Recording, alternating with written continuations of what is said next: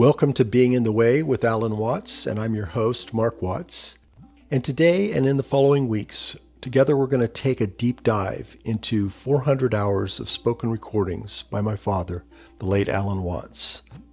We're also going to learn a little of the history behind how these recordings were made. And in future episodes, we'll meet some of the people being influenced by his works today.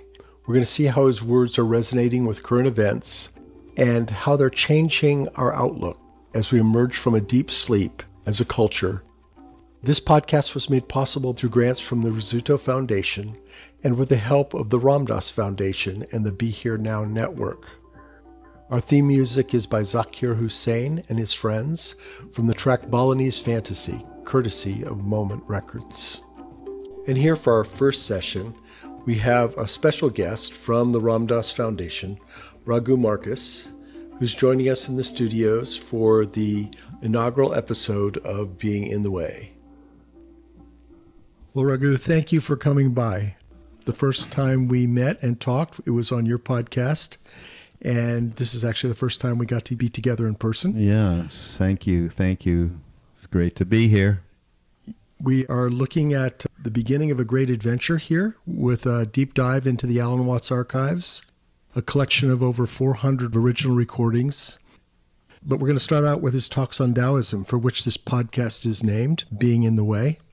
And great name, double entendre, as they would say in French.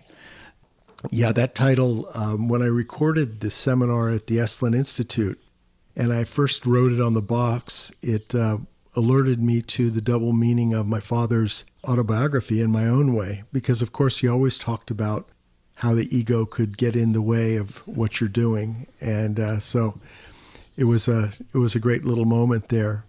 And as we were talking about earlier, my father would have loved these technologies, the ability to conference and record himself so easily as we have now. He was actually a very early advocate of telecommuting and said that we needed to stop roaring around in these fake rocket ships and take advantage